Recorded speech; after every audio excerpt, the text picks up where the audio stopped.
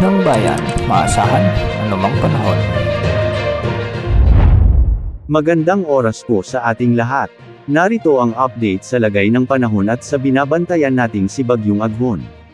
Patuloy na nagdadala ng masungit na panahon si Bagyong Aghon at ngayon ay nasa katubigan na ng silangan ng Polillo Island sa Quezon. Sa kasalukuyan, ang sentro ng Bagyong Aghon ay huling namataan sa coastal waters ng Quezon Aurora area. Ito ay mabagal na kumikilos sa hilagang silangan na direksyon at inaasahang magpapatuloy ang tatahakin nitong direksyon papalayo sa kalupaan ng bansa. Kitang-kita pa rin sa ating satellite animations ang lawak ng kaulapang sakop ng bagyo at halos hadyep pa rin ang mga call upon nito ang maraming lugar sa Luzon. Apektado pa rin ang mga pag-ulan dahil kay Bagyong Aghon ang silangan bahagi ng Luzon particular sa Aurora, Isabela at Quezon. Sa ngayon ay visible o kita na rin ang mata nito at ito ay isang senyales na mas lumalakas pa ito at ang dala nitong hangin at mga pag-ulan. Inaasahang lalakas pa bilang typhoon category ang Bagyong Aghon bago lumabas ng ating area of responsibility sa Miyerkules.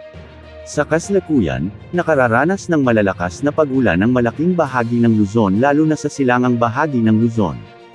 Pinag-iingat po natin ang ating mga kababayan na maging alerto sa banta ng pagbaha at landslides.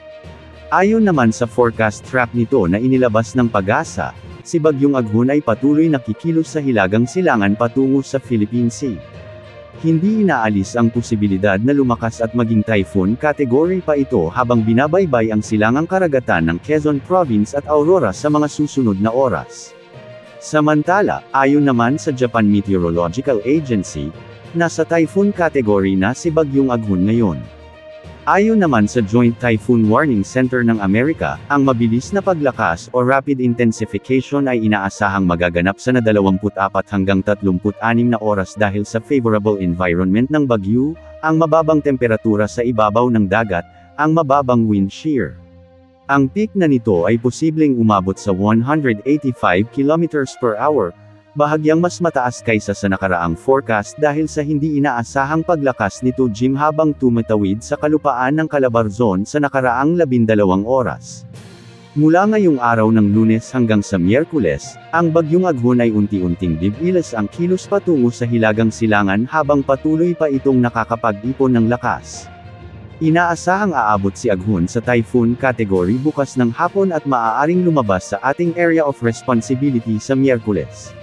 Mababa naman ang chance na umabot pa ito sa super typhoon mula sa nakikita nating forecast. Ayon naman sa rainfall forecast na inilabas ng Pag-asa, para sa tinatayang dami ng ulan, ngayong gabi hanggang bukas ay posibleng umabot sa mahigit 200 mm ang matatanggap na pag-ulan sa Quezon. Posible namang umabot sa 100 hanggang 200 mm sa Aurora, silangang bahagi ng Bulacan, Rizal, Laguna, Metro Manila, at Camarines Norte.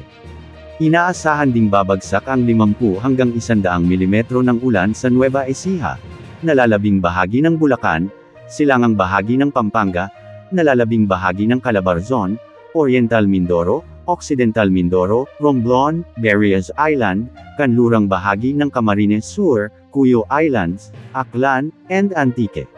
Ngayong araw ng Lunes naman, para sa tinatayang dami ng ulan, asahan ang 100 hanggang 200 mm sa Polillo Islands dahil pa rin sa medyo malapit na distansya ng bagyo sa lugar.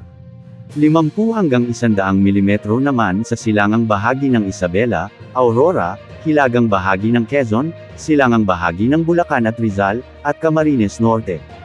Ang inaasahang dami ng ulan ay mas mataas sa mga bundok o mataas na lugar. Mataas ang tsansa na magdulot ng pagbaha at mga landslides. Dahil sa lawak ng bagyo, makararanas pa rin ngayon ng mga mahihinang ulan ang marami pang lugar sa bansa gaya sa La Union, Pangasinan, Ilocos Provinces, Northern Palawan, Occidental Mindoro, Capiz, Samar at Leyte Provinces, Cebu, Bohol at Bicol Region. Ang mga pagyulang ito ay dulot ng pinagsamang epekto ng thunderstorms at trough ng bagyo. Dahil sa pagdaan ni Bagyong Aghon sa kalupaan ng Calabarzon at Cagayan Valley at sa bahagya nitong paglakas habang nasa Philippine Sea, asahan na sa mga susunod na araw ay unti-unti na rin itong hihilain ang southwesterly wind flow o ang mahinang habagat. Makakaapekto naman ang pag-uulan nito sa kanlurang bahagi ng bansa partikular sa Palawan, Zambales, Pangasinan, Mindoro Provinces, Bataan, at La Union at possible rin sa Metro Manila. Posible na rin na ideklara ng PAGASA ang pagsisimula ng tag-ulan sa bansa sa susunod na mga araw o linggo.